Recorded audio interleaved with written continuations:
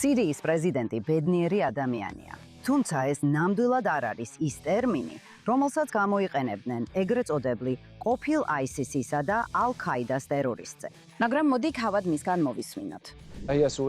დღეს სირია იშორებს ბნელ ლაქას და წარსულის მტკივნეულ თავს ხურავს, რათა განვითარების, აღდგენისა და ხელახლა აშენების გზას დაადგეს. გულწრფელად მადლობას უხდი აშშ-ის პრეზიდენტ დონალდ ტრამპს და ყველა მეგობრულ და მხარდამჭერ ქვეყანას, რომლებიც ჩვენს გვერდით იდგნენ. შეერთებულმა შტატებმა 10 წლეულების შემდეგ სირია ტერორიზმის სიიდან ამოიღო. მას შემდეგ, რაც მან გასულ წელს ხელისუფლება ჩაიბარა, სირიაში ქურთების სასტიკად ხოცვა დაიწყო. ის მკვლელია, მასობრივი მკვლელია. პრეზიდენტმა ტრამპმა მას ახალგაზრდა მიმზიდველი ლიდერი უწოდა. მას ასევე უწოდა მკაცრი კაცი რთული რეგიონისთვის.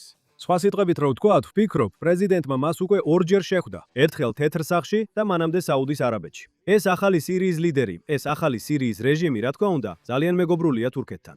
და ისრაელმა სწორად თქვა, ძალიან სწორად, ეს კაცი ISIS-დან მოდის, ეს კაცი ალ-ქაიდან მოდის. და შედეგად, ჩვენ არ გვინდა რომ ამ კაცს ჰქონდეს კონტროლი ნებისმიერ იარაღის სისტემაზე, რომელიც შეიძლება ისრაელს ავნოს. და მე ვფიქრობ, რომ ბევრი ისრაელელი, ვინც სკეპტიკურადაა მის მიმართ, სერიოზულად ფიქრობს, რომ ის მხოლოდ იმიტომ არის თავაზიანი და ფრთხილი, რომ სუსტია. და თუ ჩვენ მივცემთ მას დროს, რომ აღიდგინოს და გააძლიეროს სირიის ძალა, მაშინ ჩვენ ნახავთ ნამდვილ ბაშარ ალ-ასადს.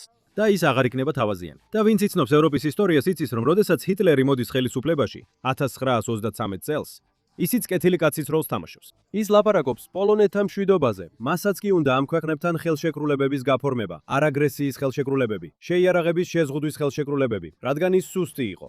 მაგრამ რა თქმა უნდა, როცა ნაცისტები განამტკიცებენ ძალაუფლებას, მაშინ აჩვენებენ თავიანთ ნამდვილ სახეს. და მე ვფიქრობ, რომ ისრაელის შიში სწორედ ისაა, რასაც სირიის ლიდერი აკეთებს.